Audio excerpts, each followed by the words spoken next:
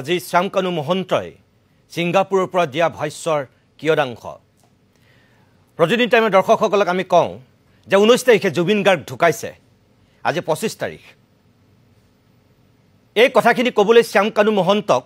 এক সপ্তাহ সময় কিয় লাগিল শ্যামকানু মহন্তই আজি কৈছে টিআৰপিৰ কাৰণে তেওঁক ব্যৱহাৰ কৰা হৈছে আমি নাজানো কোনে টিআৰপিৰ কাৰণে তেখেতক ব্যৱহাৰ কৰিছে কিন্তু আমি প্ৰতিদিন টাইমে স্পষ্টকৈ কওঁ যে কোনো টিআৰপি সিআৰপিৰ কাৰণে আমি আপোনাক ব্যৱহাৰ কৰা নাই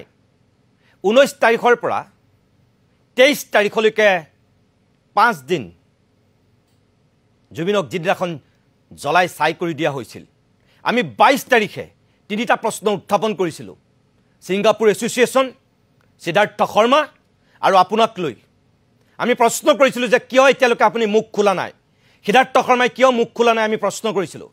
ছিংগাপুৰ আসাম এছ'চিয়েশ্যনে কিয় মুখ খোলা নাই আমি প্ৰশ্ন কৰিছিলো আৰু আজি আপুনি এই এক সপ্তাহৰ মূৰত মুখ খুলিবলৈ সময় পাইছে আৰু সময় পাই পেলাই কৈছে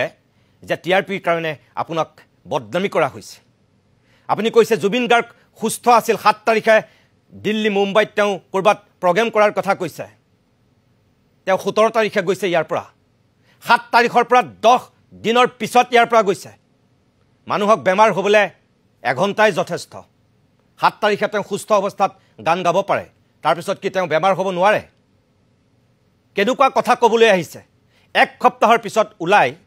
মানুহৰ ভয়ত মানুহৰ ইয়াৰ যেটো এটা পৰিবেশ পৰিস্থিতি হেতু দেখি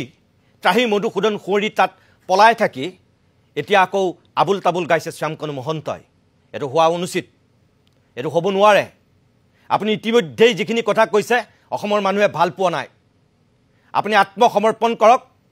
আৰু আপুনি চৰকাৰৰ ওচৰত নিজৰ যিখিনি স্থিতি বক্তব্য আপুনি উলাই আহি কওকহি যদি আপোনাৰ সৎ সাহস আছে যদি আপুনি নিৰ্দোষী আইনী প্ৰক্ৰিয়াই গোটেই বিচাৰ কৰিব কি দোষী কি নিৰ্দোষী সময়ে ক'ব মুখ্যমন্ত্ৰীয়ে ক'ব লগা হৈছে সংস্কৃতিৰ নামত আপুনি অপসংস্কৃতিৰ ব্যাপাৰ মেলিছিল বুলি স্বয়ং মুখ্যমন্ত্ৰী গৰাকীয়ে কৈছে বাকি আৰু কি বাকি থাকিল আৰু একেটা সময়ত আমি কম যে সিদ্ধাৰ্থ শৰ্মা যিজন মেনেজাৰ এতিয়ালৈকে তেওঁ মুখ খোলা নাই 19 তাৰিখৰ পৰা আজি 25 তাৰিখ হ'লহি এই সিদ্ধাৰ্থ শৰ্মা বোলাজনৰ না এটা ফেচবুক পোষ্ট আহিছে না এটা তেওঁ বিবৃতি দিছে এতিয়ালৈকে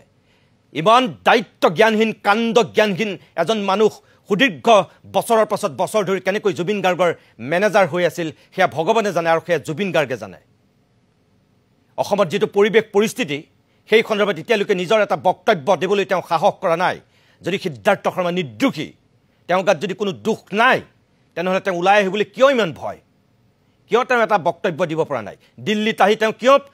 আত্মগোপন কৰি থাকিবলগীয়া হৈছে দিল্লীত অসমৰ সংবাদ মাধ্যম আছে মাতি পেলাই তেওঁ এতিয়ালৈকে এটা স্থিতি স্পষ্ট কৰিব পৰা নাই এক সপ্তাহত আজি শ্যামকানু মহন্তই মুখ খুলিছে এতিয়ালৈকে সিদ্ধাৰ্থ শৰ্মাৰ নাপাত্ৰা নিৰুদ্দেশ অসমৰ মানুহে বিচাৰ কৰিবই ক'ত খালিব আপোনালোক ক'ত পলাব আপোনালোক সময় বৰ নিষ্ঠুৰ মনত ৰাখক হাৰিব নোৱাৰে আপোনালোক এটো খাটাং